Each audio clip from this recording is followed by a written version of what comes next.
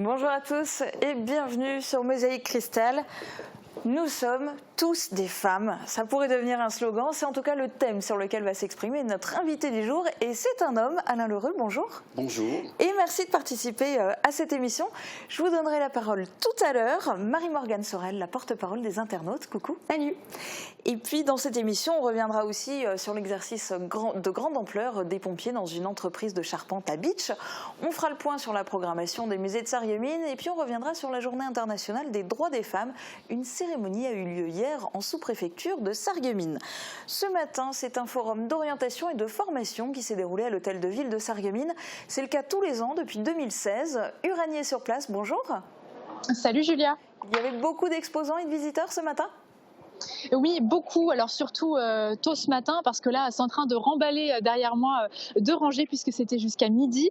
Beaucoup d'organismes présents sur place comme par exemple le Greta, l'AFPA ou des CFA. Alors l'objectif, c'était surtout de conseiller les visiteurs sur leurs projets professionnels. Est-ce que c'était faisable ou non ? Les aider aussi sur les ressources pour pouvoir aider financièrement ou tout simplement leur dire, leur proposer et leur conseiller de faire un stage en immersion dans les entreprises. Alors, parmi ces visiteurs, pas de profil type, il y avait vraiment de tout, des personnes en reconversion professionnelle, des gens qui voulaient se réadapter à un poste, des demandeurs d'emploi bien sûr, mais aussi des jeunes. Et alors, côté formation proposée et postes recherchés, est-ce que là aussi il y avait de tout ? Oui, des formations longue durée de plusieurs années par exemple, des formations de quelques jours avec certification à la clé, vraiment très variées dans des secteurs professionnels aussi diversifiés. Alors chauffagiste, électricien ou encore couvreur pour la fédération du BTP, des postes très variés aussi pour l'armée de terre, mais surtout des profils jeunes. La mission locale, quant à elle, a dirigé les jeunes vers des secteurs qui recrutent comme l'industrie, le BTP ou encore l'hôtellerie. Alors pour en savoir plus sur ce forum, le directeur de Pôle emploi répondra à nos questions et on a fait la connaissance d'Aline qui, elle, était à la recherche d'une formation pour le social. Merci Uranie et puis merci à Thibaut pour les images. On revient donc vers vous dans quelques instants pour ces infos complémentaires. On survole d'abord l'actu du jour en bref.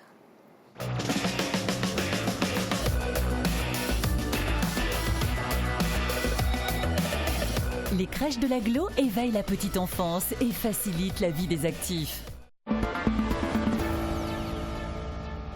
Les motards au grand cœur reportent leur périple. L'opération Une rose, un espoir, prévue initialement mi-avril, est décalée au mois de septembre en raison de l'épidémie du coronavirus. Cet événement demande beaucoup de moyens, notamment la réservation des roses, des repas et du matériel. La nouvelle date de l'événement au profit de la Ligue contre le cancer devrait être dévoilée samedi. Les tours des douanes détruites au plus tard en septembre. L'entrée de Sarreguemines par la route de Nancy aura une toute autre allure. Le désamiantage devrait avoir lieu en juillet et sera suivi par la démolition. De nouveaux logements et des services publics devraient voir le jour à la place. Une belle programmation pour les musées de Sarreguemines. En 2020, il y en aura pour tous les goûts et tous les publics. Des rendez-vous classiques, dont 6 expositions, la nuit des musées, le marché aux plantes, mais aussi des nouveautés comme des résidences d'artistes au Moulin de la Blise.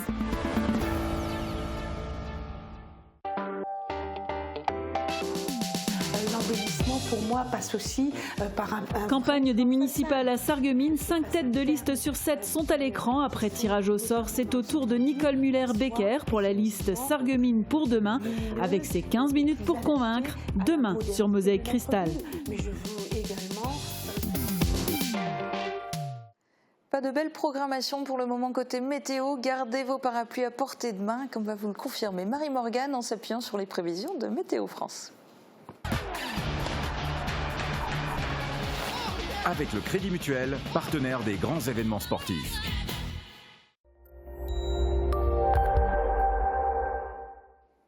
Et oui, demain on aura encore un ciel assez gris avec de petites pluies jusqu'en début d'après-midi. Le temps devrait ensuite s'améliorer doucement et des éclaircies devraient se former. Jusqu'en milieu d'après-midi, il y aura un vent assez fort avec des rafales atteignant les 65 km/h. Les températures, elles, seront comprises entre 6 et 9 degrés le matin et entre 12 et 14 degrés l'après-midi. Nous serons demain le mercredi 11 mars, nous fêterons les Rosines. Le soleil nous accompagnera de 6h51 à 18h31.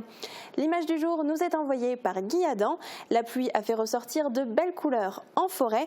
Merci pour ce cliché et vous aussi, vous pouvez nous envoyer après une belle balade en forêt par exemple.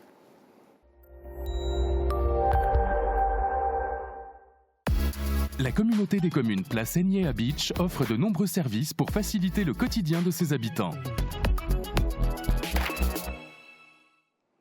La matinée était dense au forum formation et orientation ce matin. On est en liaison avec le directeur de Pôle emploi Sarreguemines, Jürgen Becker. Bonjour. Bonjour. Et merci d'être en direct sur Mosaïque Cristal. Dites-nous, quelle est la particularité de ce forum ? La particularité, c'est que souvent nous faisons des forums directement en lien avec des recrutements. Ici, nous avons proposé en fait l'offre de formation disponible sur le bassin, accessible pour permettre aux gens de se renseigner sur ce qui est possible en termes de formation courte, moyenne durée ou longue durée sur le secteur. Alors pour ce forum, vous avez dû travailler aussi, je suppose, en amont pour faire des estimations des besoins des entreprises. À Sarreguemines et dans le secteur, quels sont les besoins ? Alors avec les acteurs locaux, on travaille effectivement régulièrement sur le recensement des besoins. Actuellement, c'est beaucoup de recherches dans le domaine du transport logistique, de l'industrie, du BTP, donc le bâtiment, hôtellerie, restauration, services à la personne, soins. C'est dans ces secteurs-là qu'il y a le plus de recrutement actuellement. Ça veut dire que concernant les formations, vous ne dirigez pas les gens vers certains secteurs saturés, par exemple ? On informe d'abord le public sur les secteurs qui recrutent. Après, on fait avec chaque demandeur d'emploi un travail sur son projet personnel. On peut aussi valider un projet vers un secteur qui est moins porteur. Donc le projet il est vraiment concret et la personne est consciente qu'il y a peut-être pas forcément des offres sur le secteur, mais qu'il faudra bouger. Mais nous, on oriente en fait vers les secteurs qui recrutent sur le bassin, effectivement. Parce que sinon, de prime abord, les gens qui viennent, quelles sont les formations qui les attirent le plus ? Alors, ce qui attire le plus, c'est beaucoup les services à la personne, c'est beaucoup l'éducation, la sécurité également. Les gens vont naturellement vers les secteurs-là. Ce qui est un peu logique parce que là-dedans, il y a aussi des débauches, donc ça, c'est tout à fait jouable. Mais nous, on fait aussi la transparence sur les autres secteurs qui recrutent. On travaille beaucoup, par exemple, avec la Fédération du bâtiment et on travaille aussi sur les métiers de la bouche. On travaille sur la logistique parce qu'il y a beaucoup de besoins dans la logistique actuellement et l'industrie. Alors justement, est-ce que ce forum permet aussi de valoriser certains métiers et notamment les métiers manuels ? Bien sûr, les métiers manuels sont valorisés tout autant que les autres métiers. On fait vraiment la transparence sur ce qui est actuellement sur le marché recherché pour permettre aux personnes de s'orienter. La formation, ce n'est pas une fin en soi. La formation, ça a comme objectif en fait d'accéder à un emploi par la suite. Donc par rapport à cette situation-là, il faut que les gens sachent quel métier recrutent pour bien s'orienter. Après, si on veut se former dans un métier qui est moins porteur sur le secteur, il faut être conscient que peut-être il faudra bouger par la suite. Et donc notre travail, c'est cette orientation et cette validation-là. Pareil, sur les différents fonctionnements de financement des formations, de la rémunération, quel type de formations sont prises en charge, sont payées, avec quelle rémunération à la clé. Donc c'est un travail avec les personnes qui souhaitent se former. Et donc, ils ont pu avoir toutes ces informations ce matin. En tout cas, merci beaucoup d'avoir répondu à ces questions en direct. Merci. Parmi les visiteurs de ce forum, certains demandeurs d'emploi ont des projets professionnels bien précis. C'est le cas d'Aline, ancienne assistante maternelle en recherche de formation dans le social. Uranie Tozic et Thibaut Desmerlet l'ont suivi dans sa visite du forum. Aline ne manque pas d'expérience. Elle a débuté comme vendeuse dans un magasin de jouets, a travaillé dans une usine, mais a fait sa carrière en tant qu'assistante maternelle agréée pendant 18 ans. Et qu'est-ce que vous en ressortez de positif, on va dire ? Le contact humain déjà, et puis bon, les bébés m'ont toujours attirée. J'ai 2 enfants moi-même, et donc j'ai décidé, c'était la facilité, parce qu'en fin de compte, les gens ont besoin de nounou s'ils veulent aller travailler. Et moi, garder à domicile des enfants avec les miens, voilà, c'était une solution de facilité pour pouvoir élever mes propres enfants en élevant d'autres enfants et en ayant ce que mes enfants puissent être avec d'autres enfants sans pouvoir être toujours tout seul, quoi. Aujourd'hui, elle a décidé de changer de voie tout en restant dans le social, auprès des personnes âgées par exemple. La clé, la formation. d'où sa venue au forum.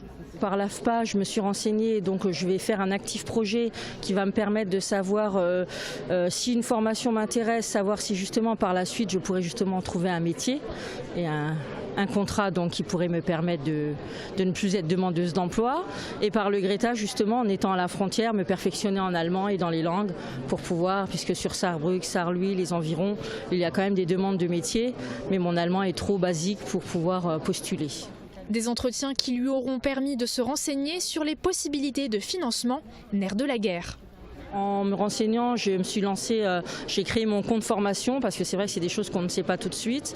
Donc j'ai créé mon compte formation et je sais qu'il y a le conseil régional maintenant, ou le département, carrément, on va dire sur la France, des financements particuliers en fonction que vous êtes demandeur d'emploi ou non. Et ils peuvent nous aider à remplir ces dossiers justement parce que c'est quand même compliqué.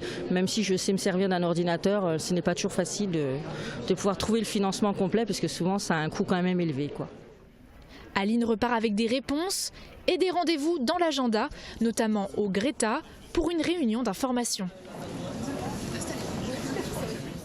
Focus maintenant sur une opération de grande envergure. Plusieurs fois dans l'année, les sapeurs-pompiers de Bitche procèdent à des exercices d'entraînement dans des lieux spécifiques. Ce sont des manœuvres scénarisées avec des objectifs précis. Dimanche matin, l'intervention s'est déroulée dans la zone industrielle de Bitche et Thibaut Desmerlet en a été témoin. L'alerte est donnée. Un feu s'est déclaré dans un atelier de l'entreprise Charpente Schumacher à Bitche et menace de se propager.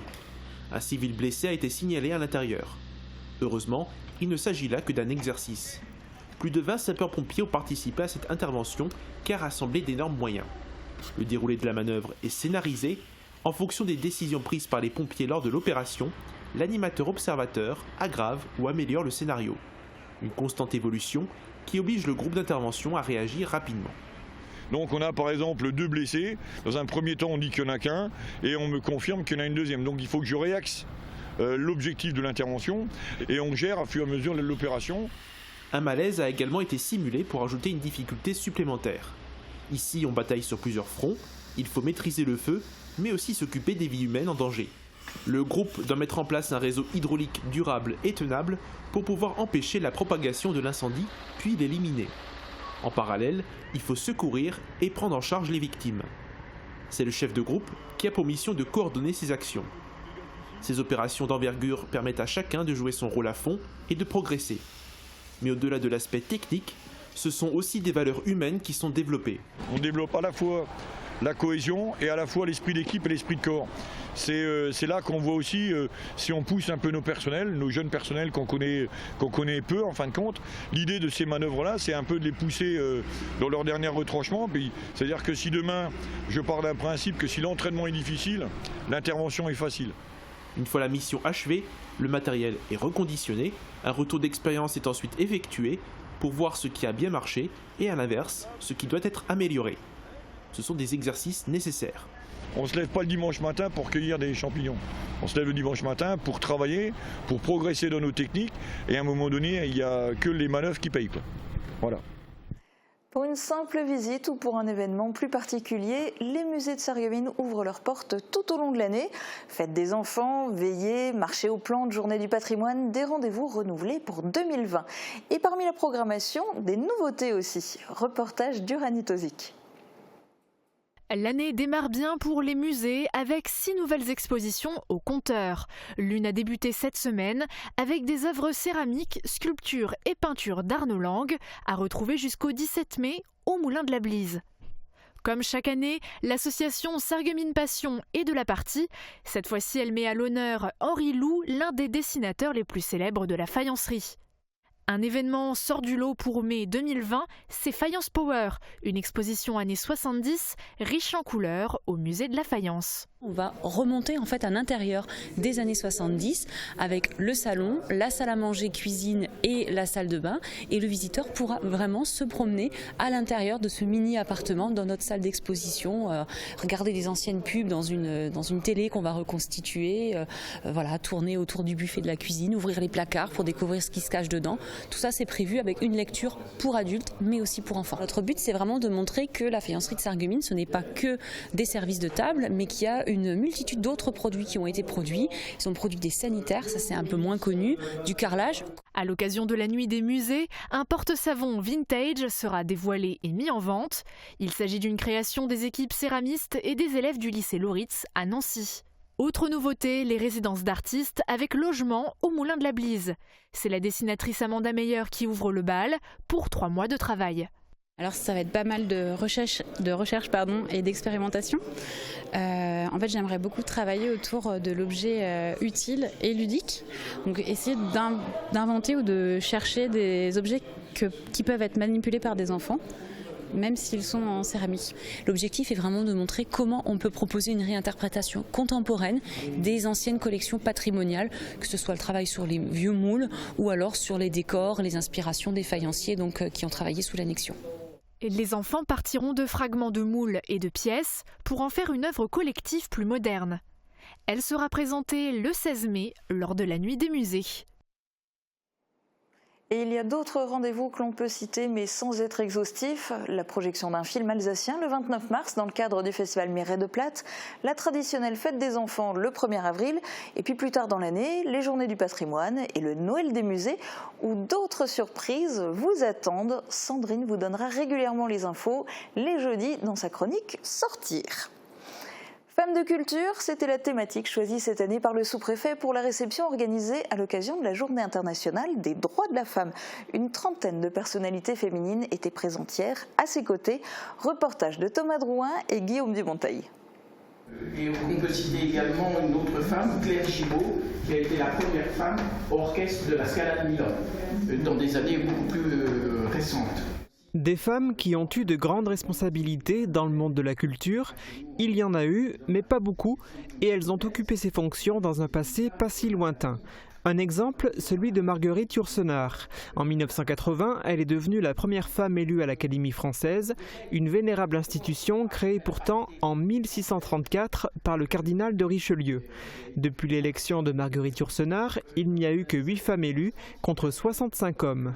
Nous sommes loin de la parité à l'Académie française. Au niveau national, il y a encore de grands efforts à faire justement pour la place de la femme. Le milieu culturel n'est ni moins bien ni mieux placé que les autres, et c'est, je pense, au sein de la société en général qu'il y a encore un combat à mener dans ce sens. À Sarreguemines et dans l'arrondissement, les femmes dans le milieu culturel ne se sentent pas moins considérées que les hommes. La culture et les femmes, on en parle dans un instant avec un homme, le metteur en scène du Théâtre du Jeudi, Alain Lheureux, est notre invité aujourd'hui. A tout de suite. Information coronavirus. Pour vous protéger et protéger les autres du coronavirus, adoptez ces gestes simples. Lavez-vous très régulièrement les mains ou utilisez une solution hydroalcoolique. Toussez ou éternuez dans votre coude ou dans un mouchoir. Utilisez des mouchoirs à usage unique, puis jetez-les. Saluez sans serrer la main et évitez les embrassades. Plus d'informations au 0800 130 000 ou sur gouvernement.fr. Ceci est un message du ministère chargé de la Santé et de Santé publique France.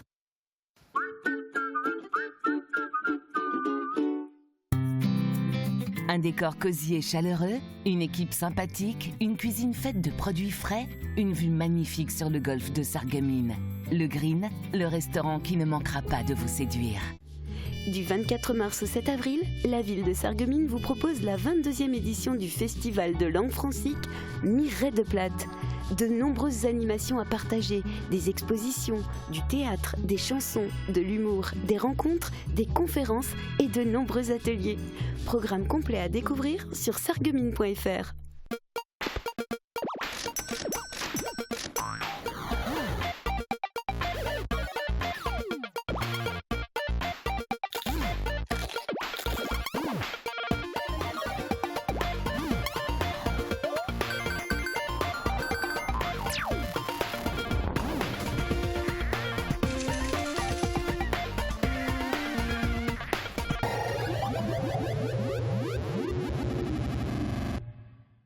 Soyez curieux, découvrez la nouvelle saison culturelle 2019-2020 au Pays de Beach. Au programme, des artistes de renom, des concerts et des spectacles empreints d'humour, de rêve et de magie. Ne manquez pas le Bagad de Lan Biway, ambassadeur de la musique folklorique bretonne, ce vendredi 20 mars à 20h30. Informations disponibles à l'espace René Cassin de Beach ou sur www.cc-paysdebeach.fr. Vous connaissez cette situation ? Dans le doute, n'hésitez pas. Faites dépister votre audition. À la passion de l'audition, bénéficiez de l'accompagnement et de l'expertise de nos conseillers.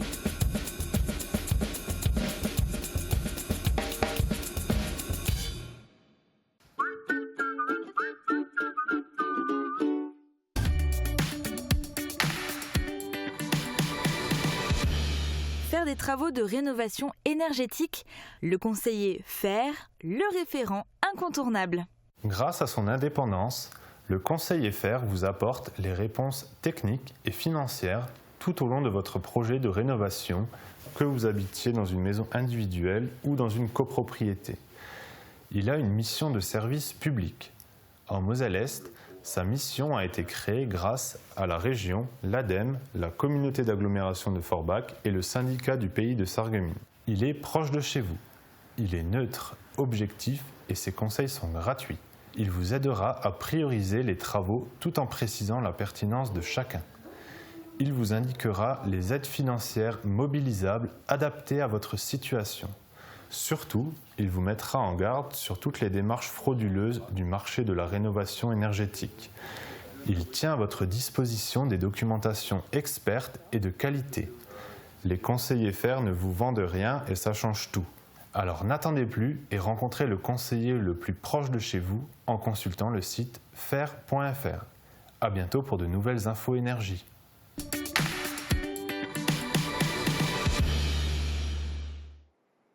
Une info qui vient de tomber qui concerne plus particulièrement les sociétaires du Crédit Mutuel en raison de l'épidémie de coronavirus et pour éviter tout rassemblement de personnes relativement nombreuses aux assemblées générales. Les assemblées générales sont annulées, elles n'auront pas lieu cette année. C'est une info qu'on vous donne en primeur. On y reviendra un peu plus largement demain. Soyez fidèles à l'écran sur Mosaïque Cristal. On va parler d'un sujet plus léger avec Marie Morgan. Nos internautes ont littéralement plongé dans le passé avec l'un de nos reportages. Et oui, la piscine de Houndelin est en train d'être démolie. On est allé réaliser un sujet et il a fait beaucoup réagir nos internautes. Ils se sont remémorés plein de souvenirs passés à la piscine. Sandra a écrit « Mon papy tenait l'entrée, j'y allais du premier jour au dernier. C'est avec lui en soirée que j'ai appris à compter lorsqu'il faisait la caisse. C'est là aussi que j'ai appris à nager. Tout le monde s'y retrouvait, on avait beaucoup de chance. » Félicia a commenté « C'était top, on sortait de l'école, on prenait le goûter sur l'herbe de la piscine. Tous ensemble, c'était génial. » Amandine se souvient aussi du camion de glace qui passait devant. Ça a replongé vraiment nos internautes dans leur enfance. Sophie a écrit « Quelle tristesse, les moments passés là-bas étaient magiques pour nous les jeunes du village et alentour. » Alors pour rappel, après la démolition de la piscine, il y a un projet d'aire de jeu pour les enfants et de City Stade. Alors les jeunes pourront certainement y passer de bons moments et se créer des nouveaux souvenirs. On l'espère, on leur souhaite en tout cas. Merci Marie-Morgane d'être la porte-parole des internautes. Celui qui a maintenant la parole, c'est notre invité du jour, Alain Lheureux. On est tous des femmes ? Absolument, tous des femmes. Alors, tous des femmes, en tout cas, c'est le nom de la nouvelle pièce du Théâtre du Jeudi. Oui, alors il faut dire que dans notre troupe, il y a 12 femmes pour 3 hommes, donc c'était presque une évidence, mais c'est un sujet ça fait un petit moment que ça nous trotte dans la tête, on a dit on va faire un spectacle autour de la femme. Pourquoi la femme? Alors, par quoi commencer? C'était très compliqué. Puis finalement, on a beaucoup discuté entre nous. Ça a été assez chaud par moments, mais c'était bien parce qu'on est 2 générations dans l'équipe. Donc, il y avait des avis de jeunes filles, des avis de femmes. Voilà. Et on arrivait à créer cette pièce à partir d'improvisation. C'est-à-dire qu'on a joué les différentes scènes. Et ensuite, on a écrit le texte. Au départ, on raconte comment la petite fille est conditionnée un petit peu à devenir la femme qu'on voudrait, comment l'homme se comporte un peu en dominant, des fois en prédateur. Et à un moment de la pièce, effectivement, les 12 femmes de notre équipe vont dire ça suffit. Et on va trouver la solution pour que les hommes, enfin, découvrent l'univers de la femme, comprennent et comme on dit, il saura tout des femmes. Et sur la dernière partie, peut-être qu'il y aura une réconciliation, allez savoir, si tant est qu'il y a eu opposition. Mais notre pièce, on est parti sur dans le premier temps, c'est un travail plutôt dramatique. Le second, on va dépasser la farce et on espère à finir que toutes les choses se finissent bien parce qu'il n'y a pas de raison. Alors pour tout savoir et notamment pour savoir comment ça se finit, les premières représentations auront lieu les 3 et 4 avril, ce sera au foyer culturel de Sarreguemines. Oui. Dans Tous des femmes, est-ce qu'il y a des rôles d'hommes? Parce que vous le disiez à l'instant, dans la troupe, il y a 3 hommes. Donc est-ce qu'il y a des rôles d'hommes et est-ce que tous les rôles de femmes sont joués par des femmes? Tous les rôles de femmes sont joués par des femmes et les rôles d'hommes, il en fallait, sont joués par nos 3 hommes. Et ils tiennent la route parce que devant 12 femmes, il faut quand même lever la tête. Il fallait être costaud. Alors ma question, c'est aussi parce que d'un point de vue historique, mine de rien, les rôles de femmes au théâtre n'ont pas toujours été joués par des femmes en fait. C'est vrai. Dans le théâtre grec, les acteurs étaient des hommes, ils portaient des masques. Plus près, chez Shakespeare en particulier, les hommes jouaient tous les personnages. Alors ce qui est cocasse, si on peut dire, imaginez qu'on joue Roméo et Juliette, la pièce la plus connue. Juliette était un homme, mais ça devait passer, puisque c'était comme ça. Ok. Alors, les femmes comédiennes au théâtre, mais surtout au cinéma, elles ont beaucoup été sous les feux des projecteurs ces derniers temps. Et la majorité du temps, ce n'était pas pour les rôles qu'elles interprétaient. Que pensez-vous, par exemple, de ce qui s'est passé durant la cérémonie des Césars avec Adèle Haenel qui quitte la salle Pleyel à l'annonce du César de la meilleure réalisation attribuée à Roman Polanski? Je partage totalement le point de vue des avocates qui ont édité une tribune, je crois, dans Le Monde d'hier. Je pense que la justice doit être rendue par la justice et pas par le peuple. Donc pas de tribunal populaire. Entre les hashtags Balance ton porc et MeToo, je dirais que limite il ne fait pas bon être un homme. Est-ce que ça modifie les comportements ? Le mien, non, en particulier. Le mien, non, mais non. Je pense que c'est des paroles de femmes qui sont importantes. Il y a encore des luttes. Le combat n'a pas commencé aujourd'hui. Elles sont dans la continuité des suffragettes, du combat de Simone Veil. Il y a une parole qui est importante pour libérer la femme du joug des hommes, des atrocités qui leur sont réservées malheureusement. Mais par rapport aux femmes, non. Pour moi, ça ne change rien. Vive les femmes. Et alors tous ces événements qui ont marqué l'actualité, parce que ça fait des mois que vraiment ça ressort bien plus qu'avant, et peut-être qu'il était temps, mais est-ce que tout ça, ça a été un déclencheur pour mettre en scène cette année Tous des femmes ? Oui, quand même. Oui, parce qu'on y est sensible. De la même façon qu'on a joué il y a 4 ans, on avait fait un travail autour des passants, sur les migrants. C'est vrai que ça fait un moment que nous, on a envie de parler des femmes. Mais on a envie de parler des femmes avec nos mots, sans juger.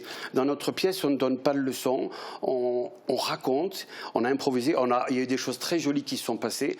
Il y a par exemple Siviane de l'équipe qui a retrouvé des textes de sa grand-mère qui sont des vrais cris de liberté des années 1900. Donc on a intégré tout ça avec nos paroles et nos sensibilités. Voilà, c'est ce qu'on voulait raconter. Mais encore une fois, on ne donne pas de leçons et on tire à boulet rouge sur personne. Et toujours, quand on construisait notre pièce, les filles disaient « Ah oui, mais les hommes, ils ne sont pas que ça ». Et alors, justement, c'est peut-être comme ça qu'on conclura notre pièce, vous verrez. D'accord, donc à découvrir les 3 et 4 avril au foyer culturel de Sarreguemines. Merci beaucoup Alain Lheureux d'avoir été notre invité aujourd'hui. Merci à vous. Place maintenant à la campagne électorale à Sarreguemines. Cette semaine, sur les 7 listes en course, 5 têtes de liste ont répondu à notre invitation. Suite au tirage au sort, c'est aujourd'hui à Marc Zingrave de prendre la parole. Il a 15 minutes pour convaincre.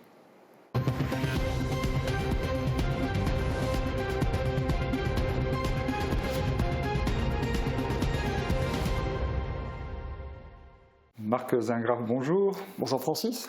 Alors, qu'est-ce qui vous a poussé à présenter une liste à Sarreguemines ? Bien, Sarreguemines tout d'abord parce que c'est la ville où je suis né, comme mes parents, comme mes enfants. C'est là où j'ai grandi, j'y ai passé beaucoup de temps dans les associations, dans les établissements scolaires, dans ce qui concerne la vie de tous les jours. Et évidemment, j'y ai racheté la maison de mon grand-père dans la Paris-Sacasse, pas très loin du centre. Et Pourquoi une liste? Eh bien parce que tout naturellement, j'ai voulu mettre en pratique l'idée de Pierre de Coubertin, à savoir qu'ensemble, on va plus loin. Donc j'ai voulu aller plus loin dans ce sens que l'expérience acquise dans le milieu associatif ou en tant qu'élu de proximité, eh bien, pouvait profiter davantage encore à tout le monde. Alors sur quels critères est-ce que vous avez bâti cette liste? Quels sont les profils retenus? Alors, ces critères qui ont pu prévaloir sont des critères qui tiennent du cœur et de la raison. De la raison, tout d'abord, eh bien parce que chacun est intéressant pour une liste en raison de ses compétences, en raison de son savoir-faire, en raison également de sa représentativité d'un milieu, d'une profession, d'un âge, d'une communauté, voilà, d'une passion également. Le cœur ensuite, tout simplement, parce que chacun a un coefficient sympathie, une compétence en matière de proximité, et puis aussi, ce qui est très important, c'est de savoir travailler en équipe. Dans le quotidien du travail d'un élu, c'est une condition qui est absolument nécessaire. Voilà, c'est cet ensemble d'éléments qui préside au choix final. Alors, en matière d'aménagement urbain, alors quelles sont vos propositions ? Alors, l'aménagement urbain doit permettre le flux, l'activité dans une ville. Il est donc absolument nécessaire de construire, de voir évoluer la ville dans ces espaces partagés pour que l'attractivité d'une ville s'y retrouve. Il y a des lieux clés à travailler, par exemple le Carré Louvain, par exemple la place du Marché, des endroits qui sont emblématiques et qu'il faut mettre en valeur et par rapport auxquels il faut tenir compte des éléments de développement durable, d'écologie, mais aussi les déplacements doux, enfin tout ce qui fait aujourd'hui les nouveaux critères qu'il faut prendre en compte dans l'évolution de l'habitat également pour urbaniser une ville. Alors concrètement, comment est-ce que vous allez vous impliquer dans la dynamique commerciale, artisanale, industrielle ? Alors, l'industriel, dans un premier temps, me semble relever de la communauté d'agglomération, c'est une de ses compétences essentielles. Pour ce qui concerne le commerce et l'artisanat, il est évident que c'est une de nos priorités. Il me semble qu'il faut un service qui soit à même d'accompagner la question du commerce, qui est une question prioritaire, sur son quotidien, mais dans sa durée. Un commerçant nouveau qui arrive doit trouver moyen en mairie d'avoir un interlocuteur qui l'accompagne dans toutes les difficultés qui accompagne sa mise en place. Alors, ça peut prendre des formes diverses. J'ai parlé d'un service particulier, ça peut être un office du commerce aussi. On a un manager de centre-ville dont il faut également développer les compétences et qui est un des interlocuteurs privilégiés de cette activité commerciale ou artisanale. Il importe surtout également de bien travailler en réseau, d'avoir une périodicité de travail réellement partagée, donc une vraie proximité avec eux, pour qu'émergent de cette collaboration les éléments qui construisent leur avenir. Et dans le domaine de l'école et de l'éducation des jeunes, alors quels sont vos projets ? Alors, nous avons toujours, nous sommes Ville Amie des enfants, du point de vue de l'UNICEF, nous avons un conseil municipal des jeunes, nous sommes très attentifs à tout ce qui concerne la jeunesse et son éducation. L'éducation, c'est d'abord l'affaire des écoles. À l'image de l'école de la Cité qui est en rénovation actuellement, il faut développer ce qui concerne les écoles, leur efficacité, leur rayonnement sur la ville. Une particularité à Sarreguemines consiste en tout ce que nous faisons pour le bilinguisme. Le bilinguisme, c'est un plus qu'il faut développer, pas seulement dans une ou deux écoles, mais il faut probablement en avoir davantage, puisque cette possibilité continue en collège, en lycée, ainsi que dans l'enseignement supérieur. Le fait de citer l'ensemble de la filière montre déjà que l'école n'est pas limitée à l'école primaire. L'enseignement supérieur, c'est un plus de notre territoire, de la ville. C'est aussi une compétence de la communauté d'agglomération qui amène énormément en termes de formation. Je reviens un instant à l'enseignement primaire. L'enseignement primaire, c'est aussi l'affaire des associations qui accompagnent, notamment celles qui s'investissent dans l'aide aux devoirs, par exemple, et qui soutiennent les familles dans l'accompagnement des enfants. Alors globalement, comment est-ce que vous voyez votre rôle de soutien à la vie associative et sportive et culturelle ? Alors, c'est un domaine dans lequel j'ai pu m'investir beaucoup. Les associations ont besoin d'une présence au quotidien, d'un soutien au quotidien, et pas seulement à travers une subvention. Une association a besoin d'avoir un réel service qui l'entendent et qui la suivent tout au long de l'année. Aujourd'hui, les dirigeants d'associations ont de lourdes responsabilités, il faut les comprendre, il ne faut jamais qu'ils se sentent seuls et nous devons toujours être à l'écoute de leurs projets. Il faut également les connecter avec les acteurs du centre-ville, par exemple pour dynamiser le commerce. Animer la ville, c'est indispensable, et l'animer davantage encore. Donc le commerce, c'est une possibilité, mais la santé, par exemple, avec le sport et les associations, ça fonctionne très bien. Donc nos associations sont des vecteurs d'activité extrêmement importants qu'il faut développer, sur lesquels il faut s'appuyer dans notre ville, et de plus en plus. L'environnement devient un sujet très préoccupant. En tant que maire, alors quelles orientations prendrez-vous pour votre ville ? Alors, l'environnement est une préoccupation de tous les instants. Elle concerne tous les domaines et toutes nos habitudes et tout le fonctionnement de notre société mérite d'être repensé à la dimension des enjeux qui sont les enjeux de l'environnement. Cela prend dans l'étendue municipale un certain nombre de directions qui concernent la circulation dans cette rue tout près, savoir limiter la circulation, savoir réfléchir au mode de circulation qui est proposé, qu'il s'agisse des bornes électriques qu'il faut développer en ville d'une certaine manière, des transports en commun qu'il faut utiliser davantage et qu'il faut encourager, tous les transports doux, le vélo, le piéton doit avoir véritablement une forme de priorité à certains endroits, mais c'est vrai également en dehors de ce qui est purement lié aux voies de circulation. Je prends par exemple l'exemple de cette forêt de 7 hectares sur l'espace des faïenciers que nous avons la chance de récupérer depuis peu. Eh bien, elle doit devenir un poumon vert apprécié et appréciable au quotidien pour les Sarregueminois. Alors nous en sommes à 7 minutes 30, donc il reste encore un peu de temps et 3 questions. Alors, en tant que premier magistrat, vous serez sollicité pour travailler sur des compétences intercommunales aussi. Alors quelles sont vos aspirations et visions dans ce domaine ? Alors, d'abord, il faut se souvenir que l'intercommunalité, la communauté d'agglomération Sarreguemines-Confluence, eh bien, c'est aussi Sarreguemines d'une certaine manière. Nous sommes, nos 22 000 habitants, dans un ensemble de 67 000 habitants, mais nous en faisons pleinement partie. Nous faisons partie des acteurs de cette communauté d'agglomération, mais nous fusionnons dans un intérêt commun. C'est-à-dire qu'un élu vise évidemment l'intérêt de l'ensemble des habitants de notre territoire. Eh bien, il faut savoir que toutes ces communes qui nous composent ont leur importance. Nous avons évoqué tout à l'heure la problématique commerciale et l'attractivité de notre centre-ville. Il faut mesurer que nos commerces ont besoin des communes, que nos écoles également contribuent à la formation des enfants des communes. Donc c'est un ensemble, c'est un bassin de vie et il faut raisonner en termes de bassin de vie. Donc ça c'est une première chose, une première leçon qui est celle de la solidarité dans cette communauté d'agglomération avec laquelle nous nous entendons bien et avec laquelle nous devons toujours bien nous entendre puisque nous avons un avenir qui est tout à fait conjoint.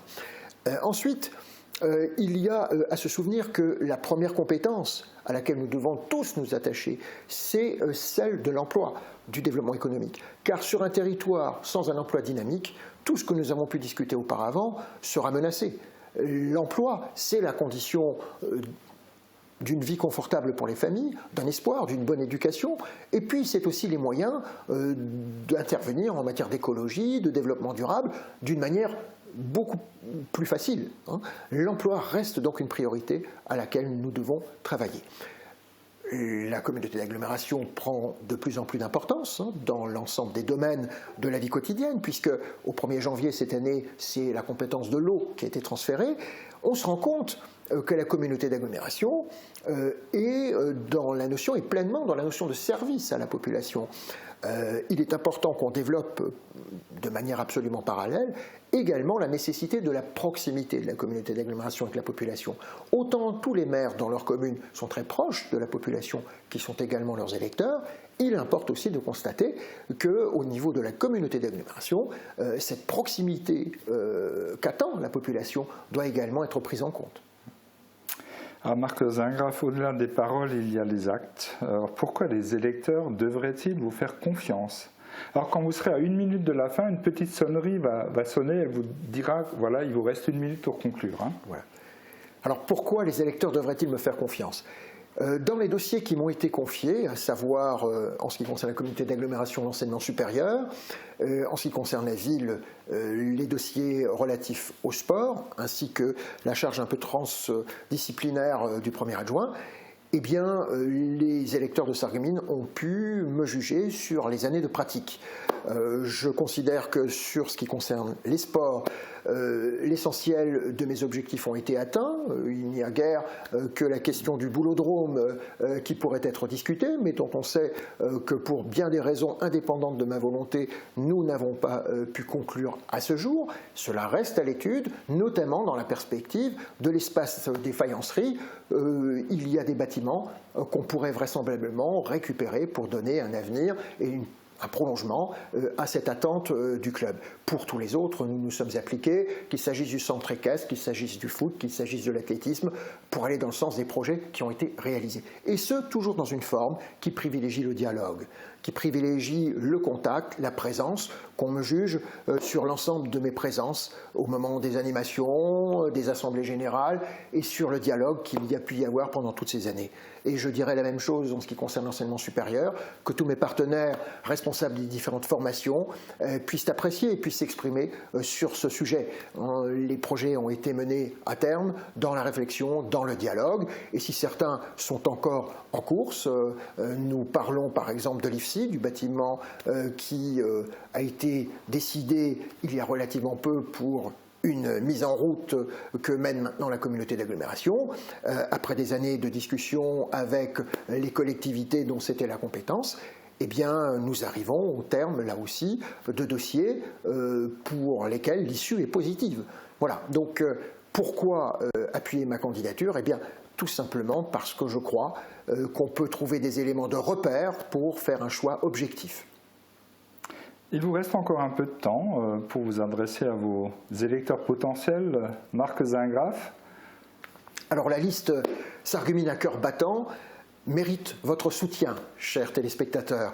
Je crois que c'est miser à la fois sur l'expérience, mais aussi sur la fraîcheur et la jeunesse des colistiers qui m'accompagnent, puisque nous avons renouvelé à 51% cette liste pour avoir justement le mélange qui est nécessaire pour faire avancer notre ville.